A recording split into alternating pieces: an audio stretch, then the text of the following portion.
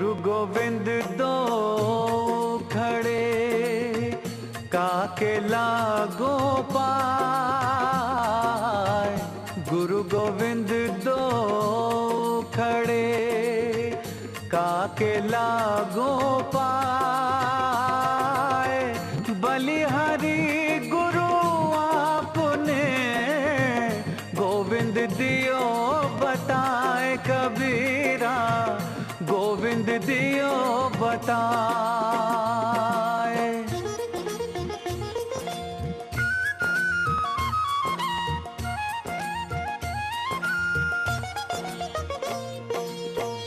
गुरु गोविंद सब एक है, बाकी सब आकार।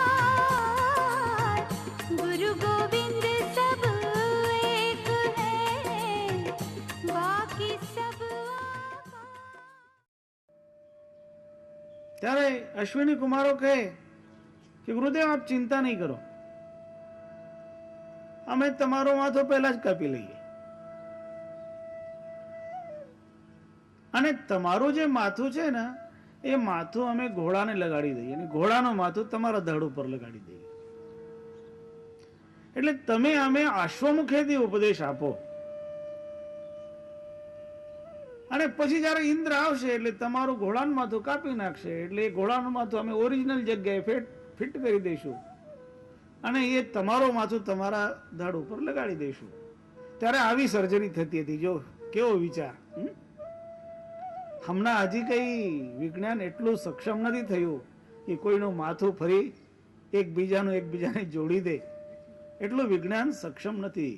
મેડિકલ સાયન્સમાં આટલી ઉન્નતિ નથી થઈ, પણ ત્યારે હતી. અને દેવગુરુએ સ્વીકાર કર્યો. દેવગુરુનું મસ્તક ઘોડાના માથા સાથે જોડી દીધું, ઘોડાનું મસ્તક દેવગુરુના શરીર સાથે જોડી દીધું અને તે દિવસે અવતાર થયો. એ અવતારનું નામ છે હયગ્રીવ અવતાર. હયગ્રીવ એટલે જેની ડોક ઘોડાની હોય. અને એ હયગ્રીવ ભગવાને પછી ઉપદેશ કર્યો. પછી નારદ દ્વારા ખબર પડી ઇન્દ્રને. એટલે ઇન્દ્ર પછી મારો અપમાન થયો એમ સમજીને ત્યાં પહોંચી ગયા અને આવીને વજ્ર દ્વારા દેવગુરુનું મસ્તક કાપી નાખ્યું. અશ્વિની કુમારો ત્યાં હતા એટલે દેવગુરુનું મસ્તક પાછું એના સ્થાન ઉપર ગોઠવાઈ ગયું. પણ ઇન્દ્રની જે અયોગ્યતા હતી એ અયોગ્યતા એના માટે જ્ઞાન નહોતું અને એના કારણે આવો અનર્થ થયો. અધિકારી ના હોય તો જ્ઞાનનો દુરુપયોગ થઈ શકે છે. અને ખાસ કરીને આ જે જ્ઞાન છે, જે સાર શબ્દ સંબંધી જ્ઞાન છે, એનો તો દુરુપયોગ થઈ જ શકે છે. એટલે એને તો ખાસ કરીને અધિકારીને આપવાનું હોય છે. આ જ્ઞાન કેવું છે, આપણે એનો વિવેચન કરીએ અને જેને જેને એને ગ્રહણ કરવાનું છે તે એ ગ્રહણ કરી શકે છે. જે નિઅક્ષર તત્વનું વિવેચન પ્રારંભ કર્યું છે એમાં આપણે સ્થિરતાની વાત કરી હતી. તદેવાસ્ત્યજરન નામ દૃઢીભૂતા જપંતીએ. જે અજર અવિનાશી નામ છે એને સ્થિર થઈને જે જપે છે, જેને સ્થિર થઈને કોઈ પોતાના અંતરમાં એનો વારંવાર અભ્યાસ કરે છે, તે હંસાય મહાકાલમ જીત્વા સોહમ લભંતિ વૈ. એવા જે હંસજનો છે, જેને હંસત્વ પ્રાપ્ત થયું છે, એવા જે હંસજનો છે, એ હંસજનો મહાકાલમ જીતવા અર્થાત મહાકાલ ઉપર વિજય મેળવીને સોહમ તત્વને પ્રાપ્ત કરે છે. મહાકાલ ઉપર વિજય મેળવવો હોય તો એ કાલને પહેલા સમજવું પડે. આ કાલ કયો? કાલ એટલે આજે કલાક, 2 કલાક, દિવસ, રાત્રિ, એ સમય. કાલ એક એવું તત્વ છે જે વ્યક્તિની અંદર એક એવો ભાવ પ્રગટ કરે છે જેના કારણે વ્યક્તિ અયોગ્ય કાર્ય કરવા માટે તત્પર થઈ જાય છે. જે કામ કરવું ન જોઈએ એ કામ કરવાનો એના મનમાં જ્યારે જાગે ત્યારે સમજવું કે એના ઉપર મહાકાલનું આક્રમણ થયું છે. તો એવા જે ભાવનાઓ છે અંતરમાં પેદા થતા, મનમાં પેદા થતા એવા અશુભ પરિણામી સંકલ્પો, આ બધા કાલ કહેવાય. અને આવા કાલના કારણે વ્યક્તિ દૂષિત કર્મ કરવા માટે પ્રવૃત્ત થાય. કબીર સાહેબનો એક ગ્રંથ છે, એ ગ્રંથનું નામ છે અનુરાગ સાગર. એ અનુરાગ સાગરમાં એક પ્રસંગ આવે છે કે કાલપુરુષ જે સૃષ્ટિ નિર્માણ કરે અને સૃષ્ટિમાં પછી બધાને કહે કે હું હવે કોઈને મળવાનો નથી, અને એમ કહીને એ ગુપ્ત થઈ જાય છે. ગુપ્ત તો થાય છે, પણ ગુપ્ત થયો હોવા છતાં એ જ કાલ પ્રત્યેક વ્યક્તિના ભીતર એના મન રૂપે નિવાસ કરે છે. અર્થાત મનના અંતર જ કાલનો પ્રભાવ જાગૃત રહેતો હોય છે. મન જે છે એ જ માનવીને ભટકાવે છે. એટલે જે મનને જીતે એ કાલજયી થયો. અને મહાકાલમ જીતવા મતલબ મનને વિજયી, મન ઉપર વિજય મેળવીને. તો જે મન ઉપર વિજય મેળવવાની રીત શું, એને પછી સદગુરુ કબીર સાહેબ આમાં સમજાવે છે. તમે કોઈ દિવસ તમારા મનને કાબુમાં કરવા માટે પ્રયત્ન કરીને જુઓ, તમારું મન કેટલું સ્થિર રહે છે. કોશિશ કરીને જુઓ.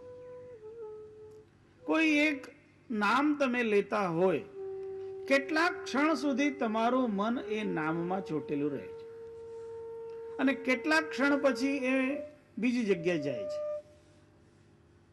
એ તમે પોતે અનુભવ કરો તો તમે જોશો કે બહુ લાંબા વખત એ કઈ સ્થિર રહેતું નથી. એ તો થોડા ક્ષણ માત્ર સ્થિર થાય તો થાય, નહીં તો એની ગતિ બહુ અપરંપાર ગતિ છે. એક ક્ષણમાં ક્યાંનો ક્યાં પહોંચી જાય છે. તો એવા મનને સ્થિર કરવાનું છે જે અત્યંત ચંચલ છે. અર્જુને જ્યારે ભગવાન કૃષ્ણને પ્રશ્ન કર્યો, હે ભગવાન, મન તો અતિશય ચંચલ છે, ચંચલમ હિ મનઃ કૃષ્ણ પ્રમાથી બલવદ દૃઢમ તસ્યાહમ નિગ્રહમ મન્યે વાયોરીવ સુદુષ્કરમ. જેવી રીતે વાયુને મુઠ્ઠીમાં બાંધવું મુશ્કેલ છે, અસંભવ છે, એવી રીતે કે મનને કંટ્રોલ કરવું પણ અસંભવ છે, કારણ એ બહુ ચંચલ છે. ત્યારે ભગવાન શ્રી કૃષ્ણ અર્જુનને કહે કે વાત તારી સાચી, અસંશયમ મહાબાહો મનો દુર્નિગ્રહમ ચલમ. હે મહાબાહો અર્જુન, મનને નિયંત્રિત કરવું અઘરું છે, એમાં કોઈ શંકા નથી, કારણ એ દુર્નિગ્રહ છે, એ બહુ ચંચલ છે. પણ ઉપાય છે કઈ? એના માટે એમને 2 ઉપાય સૂચવ્યા છે. એક ઉપાયનું નામ છે અભ્યાસ, અને બીજા ઉપાયનું નામ છે વૈરાગ્ય. અભ્યાસેન તો કૌંતેય વૈરાગ્યેન ચ ગૃહ્યતે. તમને બહુ સરળ ઉદાહરણ આપીને કહું, વૈરાગ્ય ક્યારે પેદા થાય? જ્યારે તમને કોઈ વસ્તુમાં દોષ દેખાય ત્યારે તમને વૈરાગ્ય થાય. જ્યાં સુધી તમને દોષ ન દેખાય ત્યાં સુધી તમારું મન ત્યાં જાય. પણ જ્યારે દોષની સમજણ આવે ત્યારે આપણે એના પ્રત્યે પછી લાગણી રહેતી નથી, એને આપણે દૂર કરી દઈએ. તો એ જે દોષ કઈ વસ્તુમાં કયા પ્રકારના છે એનું જ્ઞાન, જેવી રીતે એક અત્યંત કામી પુરુષ હોય અને કામી પુરુષ કોઈ કામિનીને ગોતતો હોય, પણ જ્યારે એને કામિનીમાં દોષ નજર આવે કે આ કામિનીને એડ્સ નામનો રોગ છે, તો એ એની સાથે સંબંધ કરે નહીં, કારણ દોષ નજર આવ્યો. એક માણસને ખીર બહુ વાલી હોય અને કોઈએ વાટકો ભરીને ખીર સામે આપી અને એને તો ખીર ખાવાનો તો એટલો શોખીન હોય એટલે ખીર હાથમાં આવી એટલે ખાવા જાય, પણ કોઈ આવીને એના કાનમાં કહે કે નહીં ખાતો કારણ એમાં ઝેર મેળવેલું છે, તો એ ખાય નહીં? ખાય. એવી રીતે જ્યારે માનવીને કોઈ પણ જગ્યા દોષ નજર આવે ત્યારે એનું મન તે વસ્તુમાંથી હટી જાય છે. એટલે પહેલા જે આસક્તિનું કારણ બનતું હોય ત્યાં એને દોષ દૃષ્ટિ ઉત્પન્ન કરવી પડતી હોય, અને દોષ દૃષ્ટિ જબ ઉપજી તબ ઉપજા વૈરાગ, એ નિયમ છે.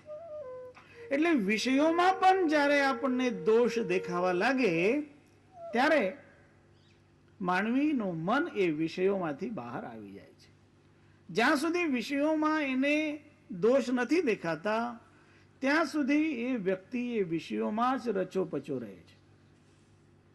એટલે દોષ દૃષ્ટિ, દોષ જાણવા કે કઈ વસ્તુમાં કયો દોષ છે અને કઈ વસ્તુ ગુણવાળી છે જેના ગુણ આપણને લેવા જોઈએ, એની સમજણ, એ સમજણનું નામ છે વિવેક. તો એ વિવેક વ્યક્તિની અંતર્ગત જાગૃત થવું જોઈએ. જ્યારે એવો વિવેક જાગૃત થાય ત્યારે વ્યક્તિ જે સાર છે એને ગ્રહણ કરવાની ક્ષમતા મેળવે છે. અને એટલે જ જે મનનો નિગ્રહ કરવાનો છે એ મનનો નિગ્રહ કરવા માટે અભ્યાસ અને વૈરાગ્ય આ બે કામ કરતા હોય. તો એ અભ્યાસનો અર્થ શું? એક જ કાર્ય વારંવાર કરવું, એનું નામ અભ્યાસ છે. એટલે અભ્યાસમાં આવે છે નામસ્મરણ, જપ. તમે જપ કરતા હોય તો એ જપ જે છે એ તમે એક જ મંત્ર, એક જ નામ વારંવાર બોલો. તો એ વારંવાર બોલવાનું નામ જ જપ છે. અને એ જે જપ એ તમારા મનને નિયંત્રિત કરવાની ક્ષમતા રાખે છે. પણ કાયમ મન તમારું નિયંત્રિત નહીં રહે. તમે માનો કે જપ કરો, માળા તમારા હાથમાં છે, જપ કરો છો, એક માળા ફેરવી, પરમાત્મા કરે એટલી એકાગ્રતા તમારામાં આવે કે તમે એક માળા ફેરવતા હોય તો એટલી માળા ફેરવતા 108 નામ લેતા તમારું મન ત્યાં જોડાયેલું રહે, એટલી પરમાત્મા તમારા ઉપર કૃપા કરે થાય. એવી તમે કેટલી માળા ફેરવો? કોઈ 2 વખત, કોઈ 3 વખત, કોઈ 5 માળા ફેરવે, કોઈ 10 કરે. પણ પછી આપણે તો એ માળા ઉપાડીને મૂકી દઈએ. કોઈ માળાની થેલીમાં મૂકી દે, કોઈ ખીંટીએ ટીકાડે, કોઈ જ્યાં જ્યાં એને રાખવાની વ્યવસ્થા કરી હોય ત્યાં એને મૂકી દે. એટલે કાયમ કોઈ માળાનું ફેરવવાનું કામ કરી શકતા નથી. પણ સદગુરુ અહીં એક ઉપાય બતાવી રહ્યા છે. જે ઉપાય એવો છે કે માનવીનો અખંડ જાપ ચાલુ રહી શકે. અને એનો તત્વ સમજાવતા સદગુરુ કહે કે જે સાધક સ્થિરતા પ્રાપ્ત કરે, તનની સ્થિરતા, મનની સ્થિરતા, વચનની સ્થિરતા, સુરતિ અને નિરતિની સ્થિરતા. થોડાક આ શબ્દોને સમજવાની જરૂર છે. તન એટલે શરીર. શરીરને સાધવું પડે. શરીરને એટલા માટે સાધવું પડે કે શરીર આપણા વશમાં હોય તો જે આપણે એની પાસેથી ધારીએ તે કામ લઈ શકીએ. અને શરીરને સ્વસ્થ રાખવા માટે યોગાસનો, કસરત આદિ એ ગુણકારી છે. એટલે જ આજના યુગમાં તો ઘણા બધા યોગાચાર્યો થયા છે ને ઘણી જગ્યાએ યોગાસનો શીખડાવે છે ને બધા ફી ભરીને યોગાસન કરવા જાય છે. યોગાસનો દ્વારા વ્યક્તિ શરીરની તંદુરસ્તી મેળવવાનો પ્રયત્ન કરે. પછી મનની તંદુરસ્તી મેળવવા માટે એને પ્રાણાયામ આદિ કરવાનું સમજાવવામાં આવે. આ ગ્રંથમાં એ પ્રક્રિયા પણ આવશે, આપણે એને પણ જોશું. પણ પહેલા જે સદગુરુ કબીર સાહેબ સમજાવી રહ્યા છે તે જ્ઞાન સાથે યોગ છે. જ્ઞાન યોગ. અને આ જ્ઞાન યોગમાં વ્યક્તિનું શરીર ગમે તેવું હોય, એ ગમે તેવી અવસ્થામાં પણ